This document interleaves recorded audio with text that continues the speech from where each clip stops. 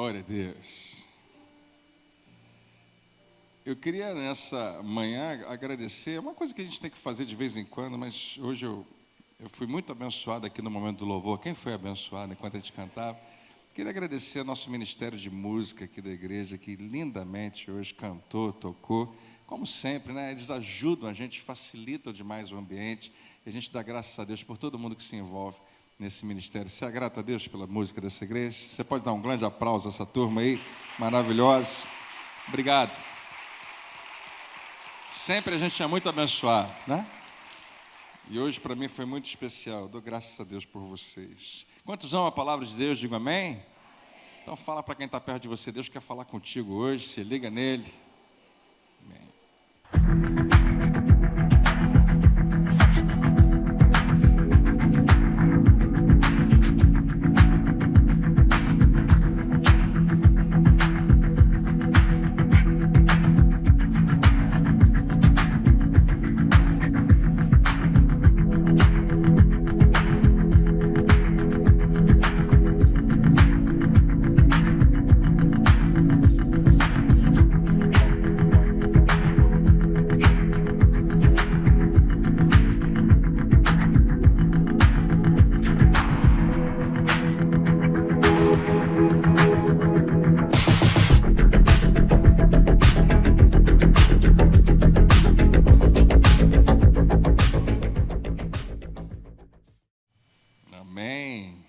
Continuar nossa série hoje, a gente termina na semana que vem falando sobre limites de segurança.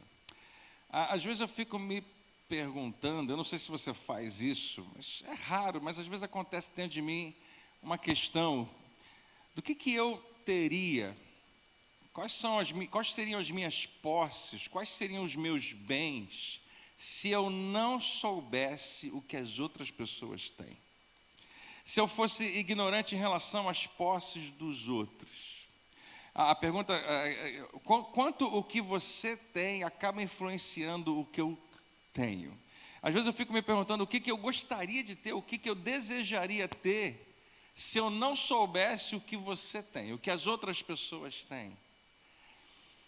É algo que tem que fazer a gente pensar um pouco. Eu não sei se de vez em quando você pensa isso, mas às vezes lá no fundo do coração eu faço essa pergunta e eu me pergunto, quanto eu teria economizado se eu não soubesse o que as outras pessoas possuem e que alguma coisa em mim me faz dizer que eu quero aquilo ou que eu preciso daquilo. Na verdade, a maioria das coisas a gente nem precisa, a gente quer muito. E às vezes lá no recôndito no nosso coração, às vezes eu pergunto quanto eu poderia ter dado e ajudado pessoas que têm menos do que eu, se eu não soubesse tanto e não quisesse tanto o que as pessoas que têm mais do que eu, o que elas têm, o que elas possuem. E isso tem que fazer a gente pensar. Eu acho que o meu problema, e talvez o nosso problema, de uma forma geral, é que... Está funcionando aí? Vou botar aqui, agora sim. Nosso problema... Está funcionando, Maria? Tá. Agora sim. É esse aqui, eu sei demais. Eu sei demais, eu tenho muita informação sobre o que você tem, sobre o que os outros têm. Seria melhor, talvez, para mim, se eu não soubesse. E eu sei demais sobre o que os outros têm, que eu não tenho. E aliás, a gente falou sobre isso no mês passado, quando a gente falou sobre a necessidade que a gente, às vezes, percebe de se comparar uns com os outros, e como isso pode ser prejudicial na nossa vida. O meu problema é que eu acabei tendo muito mais informação do que eu precisava a respeito do que as pessoas têm que eu não tenho. E quando isso acontece comigo, isso me torna, esse conhecimento todo me deixa perigosamente descontente. E é algo que às vezes eu não tenho muito controle, mas saber o que os outros têm e o que eu não tenho pode, não que aconteça com todo mundo, mas pode significar me atrair para aquela beirinha que eu tenho falado com você, a beira, às vezes, de uma vida completamente insatisfeita, ou às vezes até mesmo de uma escravidão financeira, ou até mesmo da ruína financeira. E a gente não percebe, mas lá no fundo existe algo dentro de mim E existe um desejo, existe uma vontade que ela o combustível dela é o que eu olho para um lado e olho para o outro e eu descubro o que eu não tenho. Todo dia você é lembrado do que você não tem. Se você pegar o seu celular agora, né, a maioria de nós tem aí um smartphone, e você entrar em qualquer rede social, você vai ser imediatamente lembrado de muitas coisas que você não tem. E isso pode ter uma força muito grande dentro da gente. Né? Quando eu conto tudo isso para você, eu descubro uma coisa, que basicamente eu preciso de terapia. E possivelmente você também. Nós estamos hoje no 4º episódio dessa nossa série falando sobre limites de segurança. E a gente tem usado a imagem de uma mureta de proteção, ou como alguns chamam do guard-rail. Quem é que chama de guard-rail isso? Quem conhecia essa expressão? 4 pessoas, então por isso que eu não uso muito. Mas é a mureta de proteção, essa grade que fica nas estradas. Muita gente não sabia disso, mas a maioria que está vindo aqui domingo de manhã já decorou, né? Que é um sistema projetado para evitar que os veículos se desviem para áreas perigosas ou áreas fora do limite. Você está dirigindo numa estrada ou numa rua, você sabe, intuitivamente, sem que ninguém precise te falar, você sabe quais são os limites, você não se preocupa com isso. Mas às vezes você pode perder o controle e se desviar um pouco para o lado, e aquela grade pode te ajudar a entender os limites. A grade de proteção, como a gente falou, elas não são colocadas na zona de perigo. A grade não funcionaria se ela já estivesse lá no barranco, né? Ou se estivesse fora da curva, não. Ela é colocada na zona de segurança, onde a gente tem uma margem, a gente estabelece para a nossa vida que a gente pode se desviar um pouquinho para um lado, a gente pode se desviar um pouquinho para o outro, mas a gente sabe aquelas margens nos ajudam a entender os nossos limites. E elas são projetadas para minimizar os danos. Dificilmente dano não vai acontecer, algum dano sempre acontece na vida. A gente não está o tempo todo, 100% do tempo alerta, ligado, mas elas minimizam. Se você bater o carro numa grade de segurança, vai arranhar o carro, pode amassar, mas possivelmente você vai sair ileso. Mas se não tivesse a grade, o acidente poderia ser muito maior. E é disso que a gente tem usado como analogia, que essas grades, na verdade, dentro de nós, limites significam o seguinte, é um padrão de comportamento que se torna depois uma questão de consciência. Eu estabeleço na minha vida um padrão de comportamento, até onde eu vou e até onde eu não vou. Eu me desvio, mas eu não piso aqui, eu vou no máximo até aqui. E alguma coisa aqui me diz, não, aqui você não vai, André. Eu estabeleço isso para mim. Eu não posso estabelecer o padrão de comportamento para você. Eu não tenho nenhuma autoridade para isso. Mas eu convido você, encorajo você a estabelecer na sua vida algum padrão de comportamento que vai se tornar uma questão de consciência. E o objetivo de uma barreira de proteção, de uma mureta de proteção, de guarda-reio, é chamar a nossa atenção, é iluminar a nossa consciência, é tocar um alarme, não depois, não durante, mas antes de nós nos desviarmos para uma zona de perigo, ou antes de nós nos ferirmos, ou ferirmos as pessoas que nós amamos.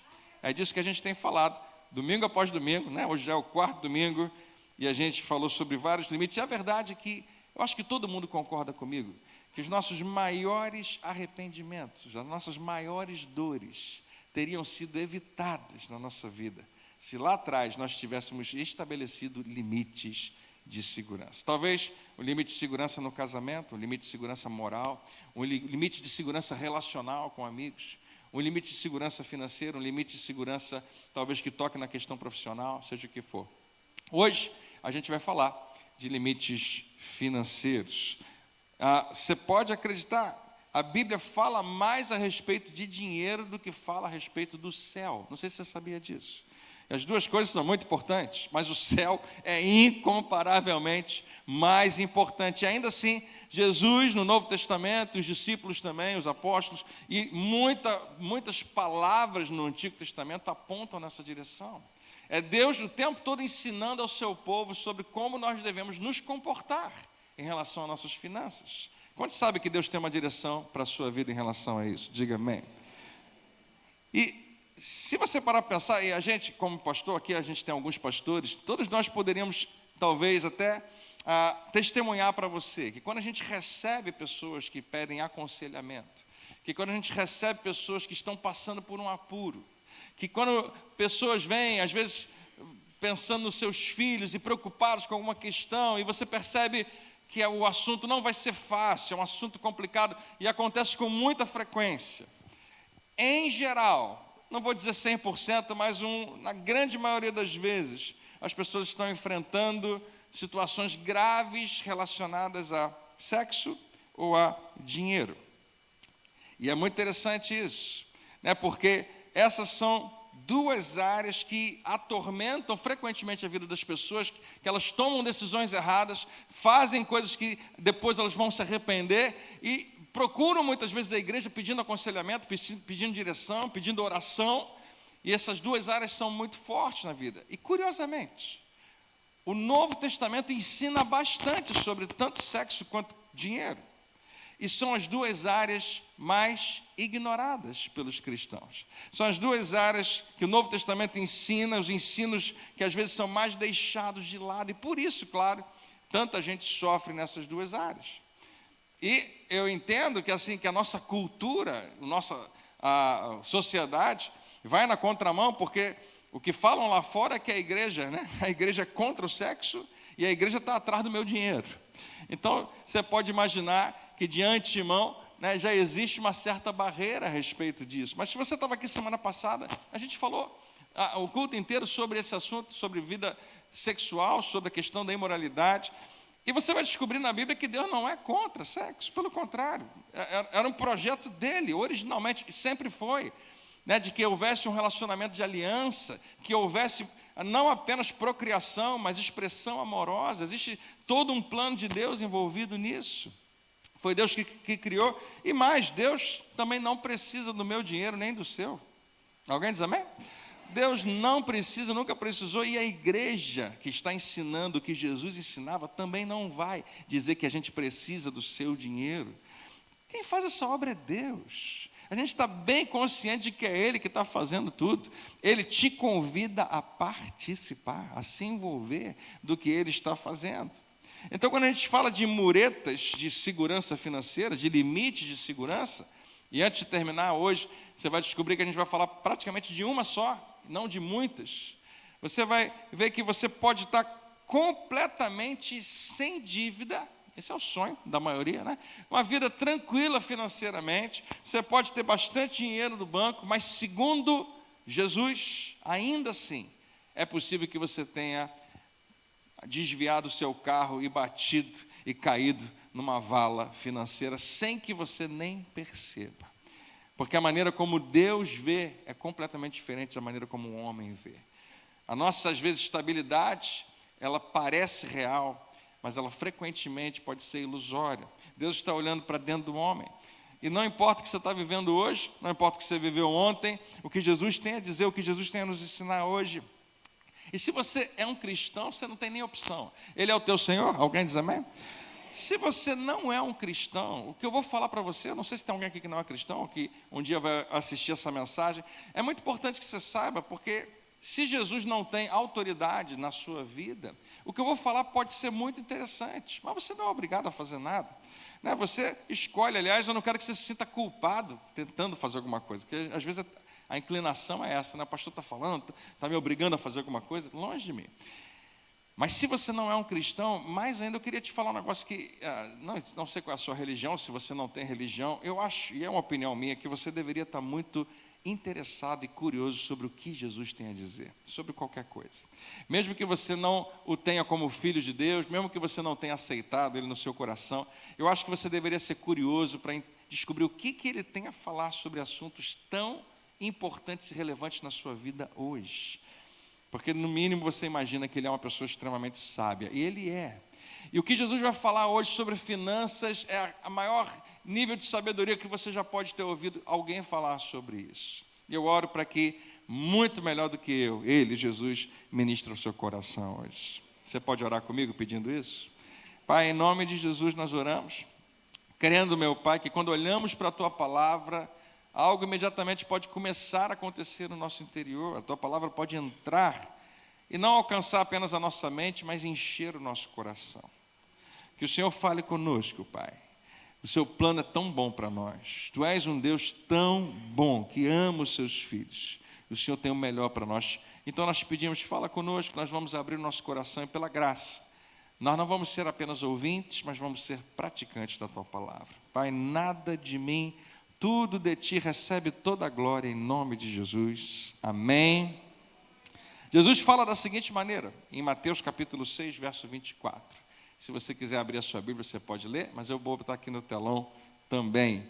Mateus 6, 24 diz assim, ninguém, palavras de Jesus, e não confunda, ele não diz que é muito difícil, ele diz, ninguém consegue, é impossível, ninguém pode servir a dois senhores. O que para algumas pessoas chega assim, olha, que eu saiba, eu não tenho nenhum Senhor na minha vida. Ou para você que é um cristão, não, eu tenho só um. Quem é outro Senhor? Quem pode ser outro Senhor na minha vida? E é Jesus que está falando, não eu. Que você tem a possibilidade de ter mais de um Senhor, mas você jamais vai conseguir servir mais de um. Você pode ter alguns senhores na sua vida, mas você só vai poder servir um deles. Ninguém pode servir a dois senhores, e ele explica, pois odiará um e amará o outro. Se você estiver amando um, o que está acontecendo como consequência, praticamente na mesma hora, praticamente simultaneamente, é que você está odiando o outro. E se dedicará a um e desprezará o outro. E nessa expressão de Jesus, ninguém pode servir a dois senhores. A palavra Senhor é muito interessante, porque a gente pensa Senhor, quando a gente lê Jesus falando sobre isso, como aquele que é o nosso chefe, é o nosso patrão, é o que manda na gente, é o que decide o nosso caminho. E também é. Mas nessa versão, no que Jesus está falando aqui, a palavra, no grego original, não é apenas um chefe, não é apenas um patrão, mas é alguém que tem posse de você. É algo que a gente não vive mais, graças a Deus, né? Mas naquele tempo existiam pessoas que eram posse de outras pessoas. A gente chamava de escravos, ou servos. Na Bíblia, às vezes, as duas expressões significam a mesma coisa. Mas servo e senhor significa que aquele servo não apenas obedecia, mas ele era uma posse do seu senhor. Então essa expressão que Jesus está usando fala disso, é aquele que está no comando, o senhor, em virtude de posse ou propriedade. É alguém que tem você, alguém de quem você se tornou posse, alguém que possui a sua vida, o que é um conceito no século 21 muito estranho para nós. Ninguém quer ser posse de ninguém, e ninguém acredita que seja posse de ninguém. Mas o princípio da palavra de Deus, que é eterno, que está estabelecido para sempre, ele não muda. E Jesus, muito melhor do que qualquer pregador, está dizendo a mim e a você hoje, somente um pode ser o seu dono. Mas não é exatamente algo que você percebe com clareza. E a gente poderia pensar, bom, Jesus, se alguém tem que ser meu dono, quem é que você sugere? Você acha que só pode ser Deus ou o diabo? E Jesus fala, não, ninguém pode servir a dois senhores, vocês não podem servir a Deus e ao dinheiro. E Jesus coloca um paralelo entre dois competidores pelo teu senhorio, e para muitas pessoas isso era surpreendente, porque Deus é Deus. Quem é dinheiro? Aliás, no original a expressão tem um Deus envolvido, a palavra mamon, mas se você for estudar, significa coisas, bens. Por trás dos nossos bens, se a gente permitir, pode haver uma questão espiritual. Mas Jesus aparentemente não está espiritualizando tanto. Ele está falando de você, ou você serve a Deus, ou você serve aos seus bens, às suas coisas, o que você pode conquistar, o que você pode ter. E o que é interessante aqui é que, quando Jesus vai falar sobre dinheiro, ele vai no coração dessa questão. Ele vai no cerne. Ele não vai falar de apenas administração financeira, que é uma ótima ideia, que a gente precisa aprender, que a gente precisa estudar, que a gente precisa saber mais e mais, mas ele vai no coração da questão, porque para Jesus, e ouça o que eu vou te falar agora, guarda isso no teu coração, para Jesus, a principal questão em relação ao dinheiro não é dinheiro. A principal questão para Jesus em relação ao dinheiro é domínio. É quem domina quem. É quem tem posse de quem.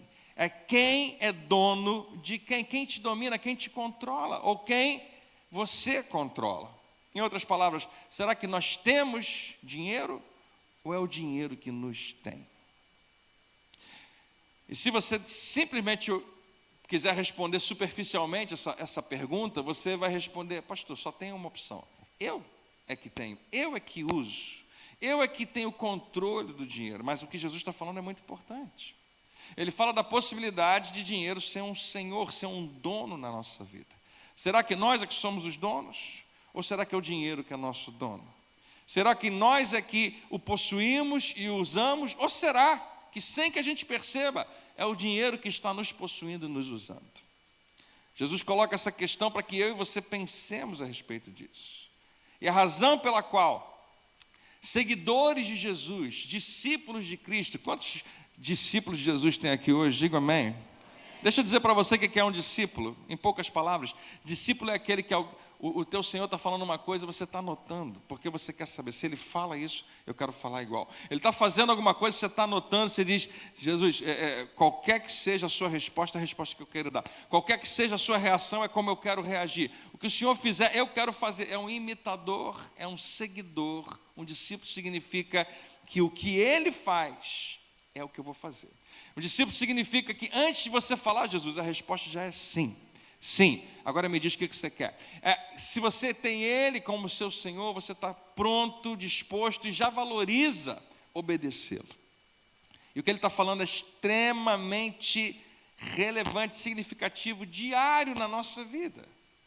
O que Jesus está falando, André? Jesus está falando que o dinheiro e aquilo que o dinheiro promete a você é o principal concorrente pelo domínio do seu coração. Jesus coloca dinheiro e Deus na mesma frase. Ninguém pode servir a Deus e ao dinheiro. E Ele sabe, e deixa eu te falar, mais uma vez, voltando alguns minutos atrás, se você não é um seguidor de Jesus, é uma história diferente. Você vai escolher, você vai decidir. Mas se Ele, Jesus, é o teu Senhor, se você estabeleceu que Ele é o teu Senhor, essa é a disposição. O que Ele fala, eu faço. Mas vamos ser 100% honestos. A maioria, eu não sei qual o percentual, mas a maioria dos cristãos não fazem o que Jesus vai pedir agora. Não fazem o que Ele nos chama a fazer. Então, fica tranquilo, por um lado, que você está na maioria, fica preocupado porque essa maioria não está num lugar muito legal. Mas o importante é saber que quando se fala de dinheiro, algumas pessoas ficam preocupadas dentro da igreja quando se fala de dinheiro. Você não deveria ficar nem um pouco preocupado. Por quê? Porque Deus não quer nada de você. Ele tem algo para você. Deixa eu repetir. Deus não quer tirar nada de você. Ele quer acrescentar na sua vida. Quantos pais tem aqui hoje? Diga amém. Não é isso que você quer para os seus filhos? Você não quer tirar nada deles. Você tem algo para acrescentar na vida deles. Então fala para quem está do seu lado. Deus tem algo para você. Ele não quer tirar nada de você. Se você não tiver grade de proteção na sua vida financeira, especificamente, mas funciona para qualquer área da sua vida, imagina uma estrada sem grade de proteção. O risco de bater na parede, de cair no barranco, é muito maior. E no que diz respeito à nossa vida financeira, uma vida sem limite de proteção, sem limite de segurança, pode te jogar no precipício do consumo desenfreado, que a gente chama de consumismo, ou fazer você bater contra a parede do acúmulo, da acumulação. Você já viu gente que acumula? Né? Às vezes é uma situação até triste demais. O que está por trás de consumir, de cair nesse precipício do consumismo? Significa, eu preciso, eu quero, eu consumo, eu estou sempre atualizando, eu estou sempre me mantendo, e existe um desejo desenfreado o tempo todo por ter mais, ou por continuar tendo. E o que é a acumulação? É o medo desenfreado. Acumulação significa, eu não sei como é que vai ser amanhã, eu estou preocupado, e se faltar, como é que vai ser? E eu não posso, eu não sei. É um medo por trás disso, mas a mesma raiz está nas duas questões. Mais uma vez, existe uma estrada para você, existe um lugar de equilíbrio, mas facilmente, se você não colocar limites, você pode cair no consumismo ou bater contra a parede da acumulação. O que está por trás? Qual é a raiz dessas duas práticas tão comuns, inclusive entre cristãos? A raiz é uma palavra que a gente não gosta muito. E dificilmente a gente vai enxergá-la na nossa vida. Você nunca vê ganância no espelho. A gente percebe, às vezes, ganância para nós é o tio Patinhas. Ele mergulha numa piscina cheia de moedas. É aquele cara que não gasta um centavo com nada, que não quer casar, que não quer ter filho, que ele está preocupado. E deixa eu te falar, para Jesus não é isso. Para Jesus não importa se você é rico ou se você é pobre para ser ganancioso. Na verdade, ganância, e eu queria definir para você, é uma suposição de que é tudo para mim. Que o dinheiro que entrou na sua conta esse mês é tudo para você. Que se entrou na sua conta é seu. E é uma suposição. É uma suposição que se você ganhou alguma coisa, é para o seu consumo, é para você usar. É uma suposição de que se você ganhou na loteria, quais são as chances de acontecer? Só pode ter sido Deus. É tudo para você. Que se o que quer que tenha acontecido e algum dinheiro apareceu, é meu. E é para meu consumo. E é para fazer as coisas que eu quero fazer. E eu sei que eu desafio o pensamento de alguns de vocês, ou talvez de muitos, quando eu digo que é uma suposição. Quando você entende que Deus nos colocou nessa terra para sermos administradores de tudo que é dele, para sermos bons mordomos, não do que é nosso, mas de tudo que é dele, você começa a entrar no conhecimento, no pensamento do reino de Deus. Quem está ligado aí, diga amém. Mas para mim e para você, muitas vezes, a tendência é consumir, que significa gastar, ou consumir agora, gastar, ou consumir depois, acumular, de uma maneira ou de outra. Consumir agora é para mim, consumir depois é para mim também. Então eu estou em primeiro lugar e eu estou em segundo lugar na minha vida. E aqui está a tragédia por trás dessa mentalidade, mais uma vez, que eu tenho a tendência de ter e você também. A tragédia por trás disso é que se nós cairmos nesses hábitos, ou em um deles, ou de gastar desenfreadamente, ou de acumular desenfreadamente, ou de sermos dominados pelo consumismo, ou pelo medo do que a gente pode perder, de simplesmente nos darmos tudo o que nós queremos, simplesmente tudo que eu quero eu me dou. Ou então eu dou um jeito de segurar e guardar, porque eu estou com medo. Você pode não acreditar, mas você está vivendo como se Deus não existisse. Você está ligado aqui? Diga amém. Eu vou pedir que você não converse muito agora, para você prestar bastante atenção. Quando você diz, né, eu faço isso, em algum nível você está dizendo, eu me basto, eu me garanto, eu pago as minhas contas, eu resolvo a minha vida financeira, eu sou o Senhor da minha vida financeira. E muita gente vive assim. Mas aí, no meio do caminho, alguma coisa muito interessante acontece. Uma coisa que a gente não queria que acontecesse, mas acontece. Problemas. Eu não vou perguntar se alguém já teve problema na área financeira, porque eu duvido que tenha alguém aqui que não tenha tido. Todas as mãos vão se levantar. Problema financeiro. Problema que você mesmo causou. Às vezes você comprou demais. Você viu alguma coisa e falou, eu não posso ficar sem, eu preciso, são só 64 suaves prestações, eu acho que eu consigo estar tranquilo. Né? Eu faço um plano a longo prazo, mas eu preciso, seja o que for. E a gente, eu sei o que é isso, porque eu também gosto de ter coisas boas, e você também. Mas a gente às vezes entra em algumas armadilhas e depois, meu Deus, o que eu faço? Ou então, problemas que não foi você que causou, que foram outros que causaram. Você não teve controle da situação. Alguém enganou você? Alguém roubou de você alguma coisa? Alguém mentiu para você?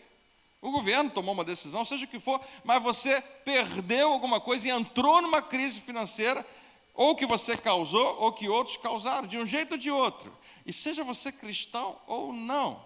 Você sabe o que todos nós fazemos quando nós perdemos o controle e sofremos financeiramente? A gente faz a coisa mais estranha. A gente ora. A gente pede socorro a Deus. Ele não estava, aparentemente, muito atento, né, ao que estava acontecendo com a gente. Então agora a gente tem que alertá-lo, tem que ajudar. E a nossa oração é, Se você for para pensar sinceramente, quando você está desesperado, pode ser uma oração baixinha enquanto você está na fila do banco. Pode ser uma oração desesperada, com a cara no chão, deitado no quarto. Senhor, me ajuda. Aqui é o André, faz tempo que a gente não conversa, mas sou eu mesmo. Eu estou com uma cruz aqui, uma estrela de Davi, um pé de coelho, uma ferradura, mas Senhor, me ajuda. Você sabe o que a gente está orando? Senhor, Pai, eu gostaria muito de convidar você para fazer parte da minha vida financeira. Eu queria muito que o Senhor se envolvesse e participasse do que está acontecendo nas minhas finanças. Por quê? Porque eu estou com problema. E nesse momento a gente reduziu Deus a um bombeiro, alguém que vai apagar o nosso incêndio. Mas é o que a gente faz, é o que todo mundo faz. No final das contas, a nossa oração é: eu acho que eu escolhi o Senhor errado, porque eu só posso servir a um, lembra? Jesus fala, você não pode servir a dois senhores, e quando a coisa fica complicada, você pode chegar a essa conclusão. Mas a nossa oração a Deus no momento de crise é um convite para que Deus participe das nossas finanças. Então eu preciso fazer uma pergunta que eu preciso ouvir e que você precisa ouvir também. Se você acredita que vai convidar a Deus para participar das suas finanças, se um problema acontecer, ou quando um problema acontecer, por que não convidar Deus a participar hoje, antes que você tenha um problema, antes que o problema apareça? Por que não convidar Deus para ser o seu Senhor hoje, inclusive o Senhor do seu dinheiro também? Porque o dinheiro quer ser Senhor da sua vida. Ele vai competir a tua vida inteira para ser Senhor da tua vida. E a mureta de proteção financeira, e como eu disse para você, é só uma hoje. A maneira de você alertar a sua consciência antes de se ferir, ou antes de ferir as pessoas que você ama, o que toca as suas finanças, se resume em uma palavra, que eu quero que você leve para casa hoje. A palavra é repriorizar,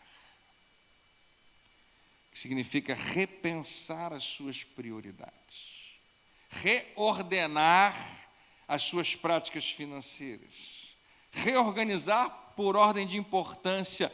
Ou seja, existe já uma prioridade na sua vida e Jesus está te convidando a repensar. É o que Ele ensina e você vai ver isso daqui a pouquinho.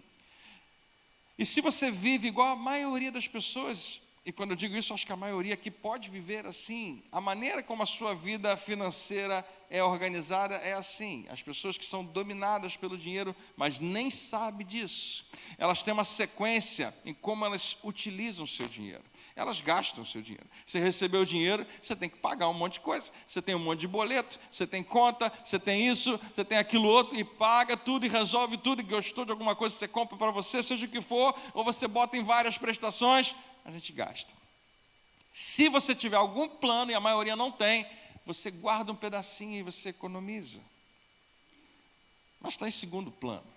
E em terceiro, se sobrar alguma coisa, o dinheiro é meu, eu faço o que eu quiser com ele, então eu pago tudo, resolvo tudo. Se sobrar, eu dou.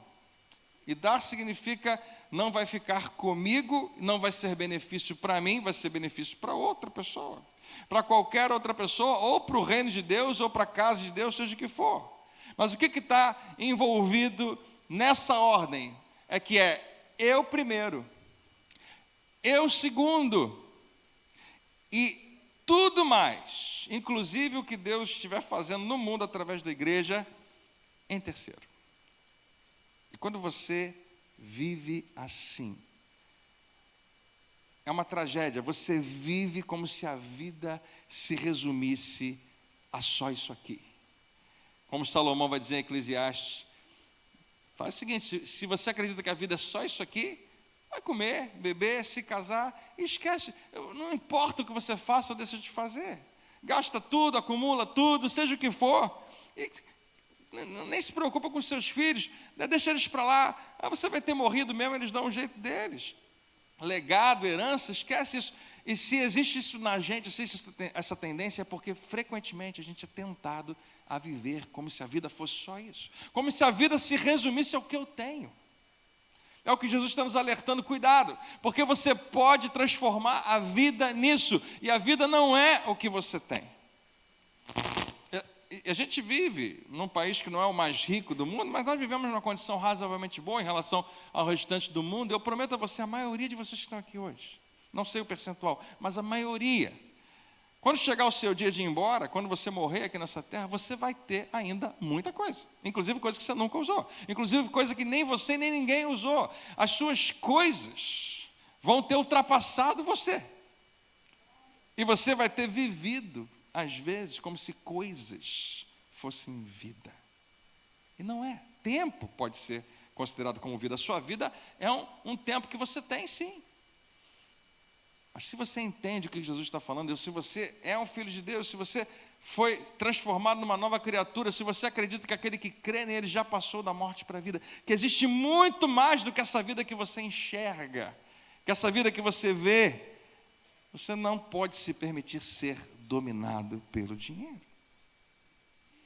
Existem muitos cristãos que declaram que Jesus é o seu Senhor, e Ele é em vários aspectos, mas o dinheiro está competindo e frequentemente pode ser senhor da vida deles. Porque vive como se Deus não se importasse com a sua vida. Eu me resolvo, Deus, pode deixar. Não, eu vou ganhar o meu dinheiro. E vive como se Deus não estivesse nem aí para você. Como se Ele não estivesse atento e tentando ajudar você a administrar propriamente a sua vida financeira. E mais uma vez, é assim que a maioria das pessoas vive hoje. Inclusive pessoas que declaram que Jesus é o Senhor. Mas Jesus aparece no cenário. E Ele diz, olha, se você quiser que eu seja o Senhor da sua vida financeira, você precisa enxergar a vida e enxergar o mundo do jeito que eu enxergo. E isso vai ter que mudar a ordem das coisas. E Jesus aqui nos convida a repriorizar. E Ele nos convida a não sermos dominados, mas a dominarmos sobre as nossas finanças. E Ele trocou a ordem das coisas. Isso que você está lendo aqui é o que a Bíblia vai te convidar a fazer. Dar primeiro. Você não vê diferente na Bíblia o tempo todo assim.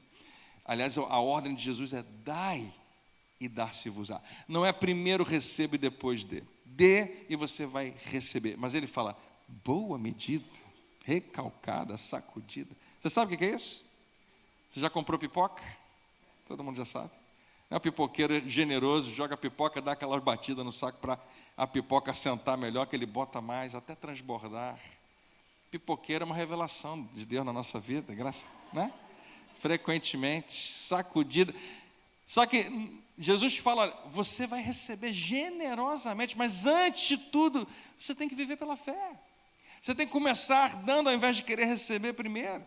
Então Ele muda, Ele inverte e coloca, dar significa o outro que não é você, vem primeiro.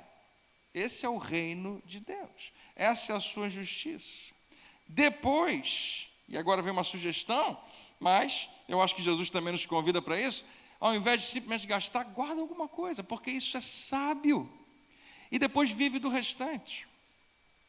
E queridos, eu tenho a impressão de que se você fizer isso, eu tenho isso bem forte no meu coração, você vai voltar para mim agradecer.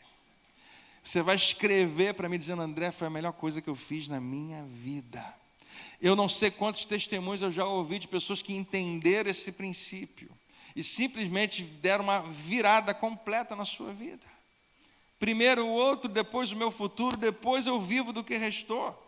Eu peguei emprestado de um pastor que eu amo muito, gosto muito de uma ideia, que ele trouxe para os seus filhos, quando eles já tinham alguma idade, botaram no quarto dos filhos 3 jarrinhos, com essas 3 expressões. Dar, economizar, ou poupar, e viver. Em vez de gastar, ele botou viver, você vai viver disso aqui.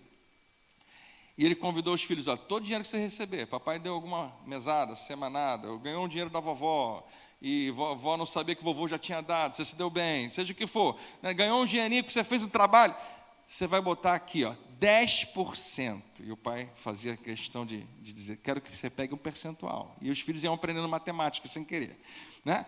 10% você vai botar nesse jarrinho aqui do dar. É a primeira coisa que você vai fazer. Ensinando os filhos. Eu ensino os meus. Né? Depois, 10% você vai botar nesse outro aqui, de poupar, de economizar. Sugeriu 10%. E você vai viver o resto. E você vai botar os 80% aqui, aí você vai comprar bala, aí você vai comprar sua revistinha, seja o que for, mas você vai trabalhar dessa maneira. Esse primeiro jarrinho do dar vai subir e vai descer o tempo todo. Você vai pegar ele e vai dar.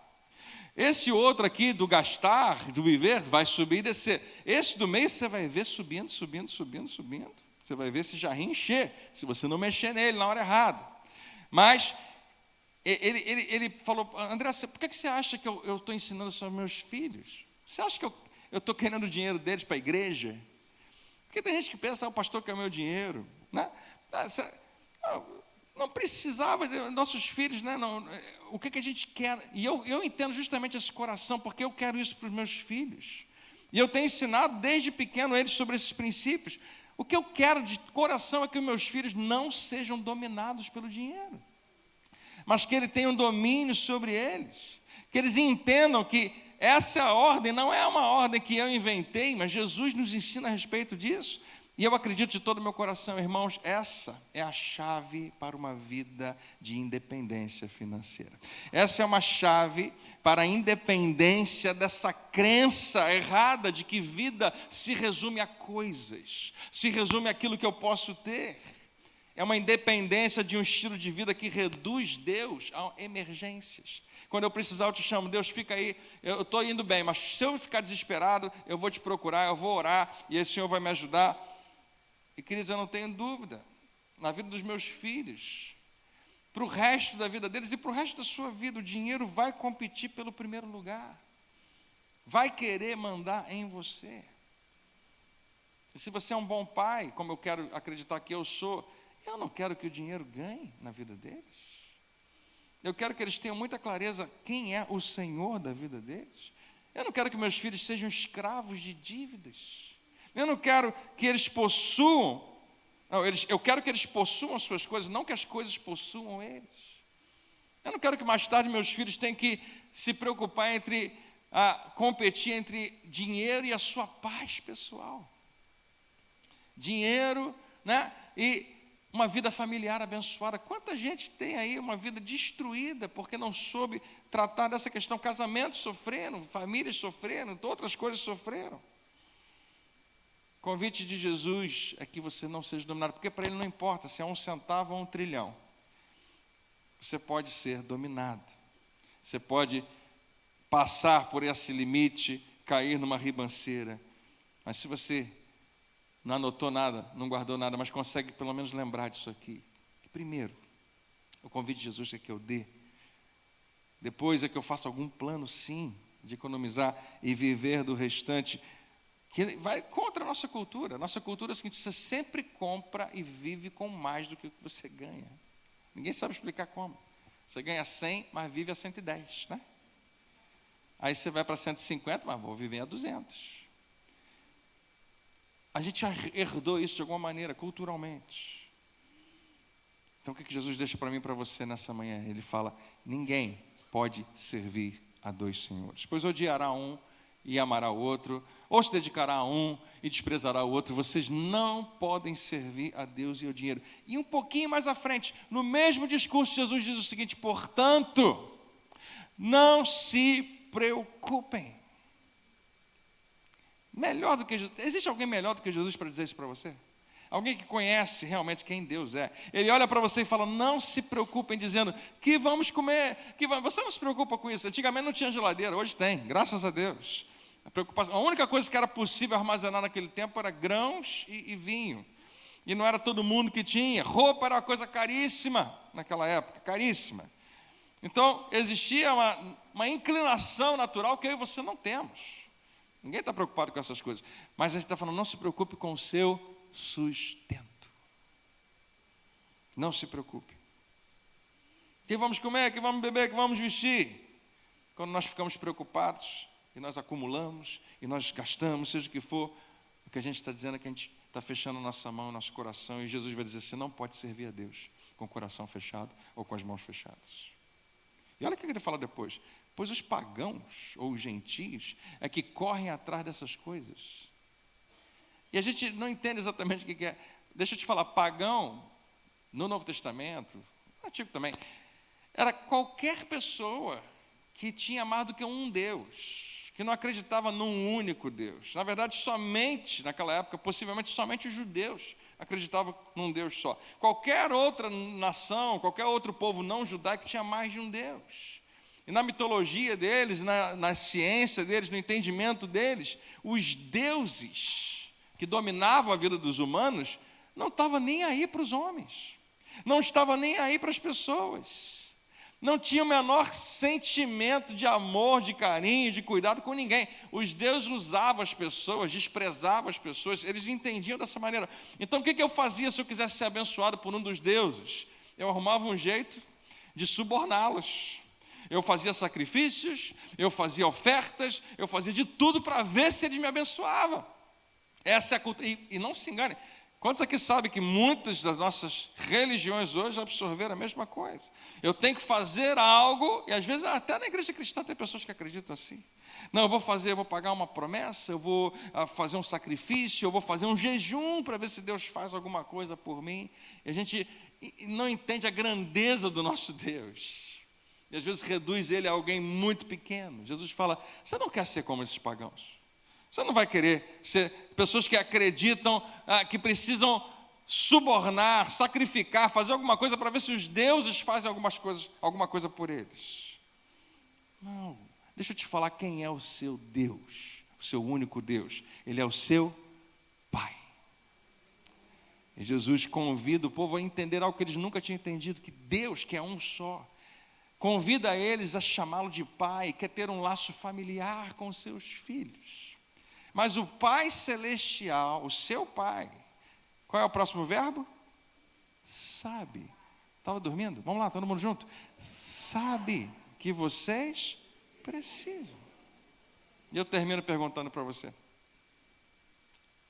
Cristãos, vocês acreditam nisso?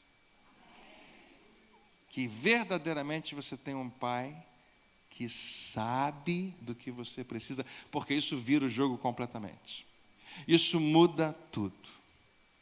Pagãos são aqueles que não acreditavam que Deus poderia ser pessoal e familiar. Não conseguiam nem entender propriamente. Os deuses antigos não se importavam com ninguém. Mas, curiosamente, a gente sabe que não existe nenhum outro Deus senão o nosso Deus. Mas o Pai Celestial sabe do que vocês precisam. Deixa eu perguntar mais uma vez, você crê que Deus sabe mesmo? Que Ele se importa com você? Em vez de se preocupar, acumular, consumir, Jesus dá uma outra alternativa. Ele fala, busquem, pois, em primeiro lugar, o reino de Deus. Que é uma expressão para nós que não faz tanto sentido, porque nós não vivemos num reino. O Brasil é uma nação, não tem um rei aqui. Né? A gente ouve falar de alguns lugares, a gente nem sabe se a gente acredita que deveria ter, mas é só para você entender o que significa. Jesus está dizendo, existe um reino. E o rei desse reino reina da seguinte maneira: os outros vêm primeiro. As outras pessoas precisam estar em primeiro lugar. Quando ele fala buscai, primeiro, diga primeiro. Significa repriorizar, reorganizar. Mude as suas prioridades, reordene. O reino de Deus é a sua justiça. E essa expressão justiça é como Deus vê as coisas certas. E para Deus o que é certo é o que é certo para o outro. Deixa eu te falar, o que é certo para o outro precisa se tornar o que vem primeiro para a gente. O reino de Deus é o reino dos outros primeiro e eu segundo. Amém? A minha oração é que no seu coração isso fique bem guardado. Colocar os outros em primeiro lugar nas nossas finanças. E Deus não está falando para você, como Ele falou, Jesus falou com o jovem rico, vende tudo que você tem. Aquilo era uma prova. Não está falando para você vender tudo que você tem. Está falando para você reordenar, reorganizar. Não está falando para você pegar todo o seu dinheiro e dar para os próprios. Talvez Ele fale em algum momento, mas Ele não falou isso. Ele está falando para você colocar as coisas em ordem. E se eu não tomar cuidado, eu me torno Senhor. Ou pelo menos eu acho que eu sou o Senhor, mas na verdade eu sou dominado pela preocupação, pelo medo, pela necessidade de ter que o dinheiro provoca. Mais uma vez, você pode ser pobre ou rico, segundo as suas próprias suspeitas. Como é que você acha? Se eu perguntar, tem algum rico aqui? Tem sempre o espiritual que fala da graça do Senhor. Eu sou rico da graça de Deus. Mas ninguém acredita que é rico. E se perguntar se você é pobre, a maioria está, eu acho que eu sou.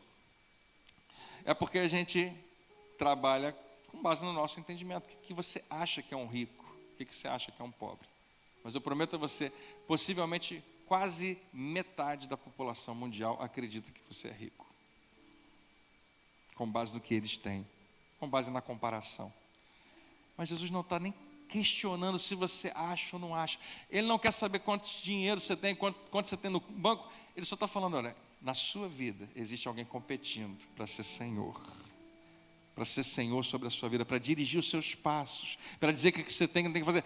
Hoje mesmo você vai ser tentado a tomar uma decisão, fazer uma escolha com base no que o Senhor, qualquer que seja o teu Senhor, estiver ali dizendo. E se você crê que Jesus é o Senhor, Ele te convida a colocar os outros em primeiro lugar, como evidência de devoção a Deus, de devoção ao seu reino. E sabe o que Ele promete? Cuidar de você. Você conhece o final desse versículo? A gente não botou, mas diz: busquem, pois, em primeiro lugar os reinos de Deus e a sua justiça. Deixa eu colocar o finalzinho aqui. E ele diz no finalzinho: e todas essas coisas serão acrescentadas a você. Quem prometeu? Deus. Em Jesus prometeu a você.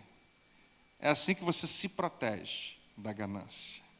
É assim que você dá um tapa na cara da ganância. E diz: você não vai me dominar, você não vai me controlar, Jesus é o meu Senhor. A minha vida não é só o que eu vejo, não é só o que eu sinto, não é só o meu tempo aqui na terra, existe muito mais que Deus quer fazer em mim e através de mim. Você recebe essa palavra hoje? Você pode ficar de pé para a gente orar junto nesse momento? E querido, se você diz: pastor, mas esse negócio de dízimo, eu tenho ouvido muita gente falar que isso não é para hoje, que o dízimo não é para hoje, e eu não vou nem entrar nessa questão. Eu confesso a você que quando eu olho para dízimo, eu sei que o princípio do dízimo é um princípio do Antigo Testamento. Mas eu tenho a impressão no meu coração, com base na minha vida, na minha experiência, na vida de muita gente que escolheu dizimar, que não é apenas um princípio do Antigo Testamento, parece ser um princípio eterno. Parece ser algo que funciona para aqueles que confiam e creem em Deus de verdade. Mas se você disser: eu não sei se eu acredito nisso, eu não sei se tem que ser 10%, eu quero clamar a você, tudo bem, mas pensa em algum percentual do que você recebe para você dizer: isso não é meu, não vai ficar no meu reino, vai para o reino de Deus. Estou só convidando você a ensaiar isso, porque talvez no meio do caminho Deus vai falar algumas coisas para você que vão fazer diferença na sua vida. E não se engane, eu não estou pedindo para você ofertar para a piedade, para a sua igreja. Deus vai te dirigir. Eu creio que você, com certeza, entendeu que você tem uma importância muito grande nessa igreja, que a igreja depende de você, precisa de você. Todo cristão na igreja deveria manter a sua igreja. Mas Deus vai te mandar fazer outras coisas também. Vai te mandar pegar 20 reais da sua carteira e botar no bolso de um irmão e falar: irmão, não sei, Deus falou para te dar. Você nem sabe o que vai ser. Vai te falar para te ajudar algumas instituições, né, filantrópicas. Amém. Como Deus dirigiu você, existe uma alegria, um prazer gigantesco, ainda não descoberto, no que diz respeito a dar, a ser liberal, a abençoar. Jesus diz: mais bem-aventurado é dado que receber. Receber vai acontecer, é infalível, Deus vai cuidar de você, mas o seu prazer pode ser completamente reorganizado, reordenado, repriorizado, com base em como você decide lidar com as suas finanças. A minha oração, a sua oração, eu quero te convidar, é que Deus te ajude a enxergar como Ele está enxergando. Amém? Pai, muito obrigado. Que manhã especial, como é bom estar na tua casa, na tua presença. Ao terminarmos esse encontro, meu Pai, nós te damos toda a glória. Tudo que nós temos e somos vem de Ti. E nós queremos, meu Pai, entender o nosso papel, a nossa responsabilidade de Te devolver, de Te dar e de colocar Jesus no lugar mais alto, Senhor da nossa vida.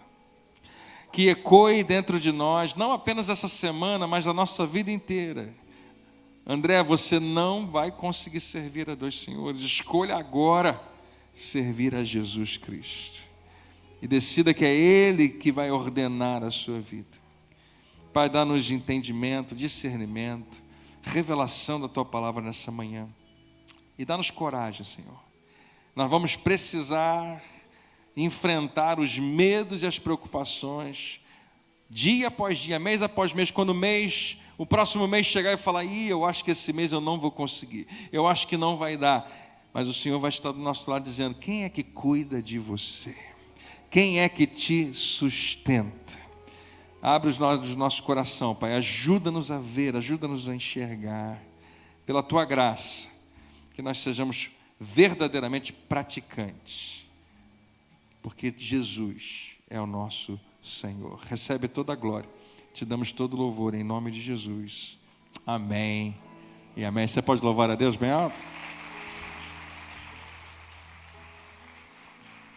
Amém.